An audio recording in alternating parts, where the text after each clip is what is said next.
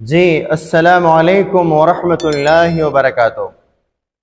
بعض حضرات سوال کرتے ہیں کہ عید کے دن گلے ملنا، ایک دوسرے سے معافی طلب کرنا، ایک دوسرے سے معافی لینا، اس کی شریعت کے اندر کیا حکم ہے؟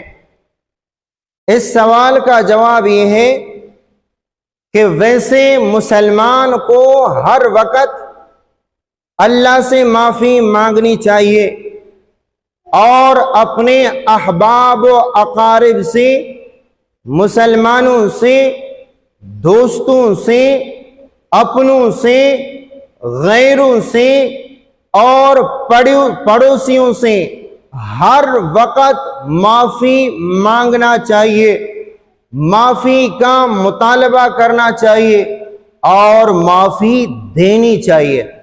چاہے اس کا تعلق حقوق اللہ سے ہو تو اللہ سے معافی مانگ لے، اگر حقوق العباد سے متعلق کوئی حق ہو تو بندوں سے معافی طلب کرنی چاہیے، بندوں کو معافی دینی چاہیے اور بندوں کی معافی قبول کرنی چاہیے اور بندوں سے معافی مانگنی چاہیے۔ حدیث پاک میں آتا ہے کہ مسلمان پر 3 دن نہ گزرے کہ وہ ایک دوسرے سے ناراض ہوں۔ اگر خدا نخواستہ کوئی مسلمان دوسرے سے 3 دن تک ناراض ہو اور پھر اس کے بعد اس نے رضامندی کی کوشش نہ کی اور اسی حالت میں وہ مر گیا تو ضرور جہنم میں جائے گا۔ تو لہٰذا اس کے لیے عید کے دن کا انتظار کیوں؟ مسلمان کو 3 دن کے اندر اندر سب سے معافی مانگنی چاہیے، بلکہ رات کو سونے سے پہلے ایک مسلمان کو دوسروں کو معاف کرنا چاہیے اور اگر دوسرے کی حق تلفی ہو اس سے معافی لینی چاہیے۔ ہاں البتہ دور دراز کے لوگ جو سال میں 1 مرتبہ ملاقات کرتے ہیں وہ بھی عید کی صورت میں، تو اسی صورت میں اگر ایک دوسرے سے بطور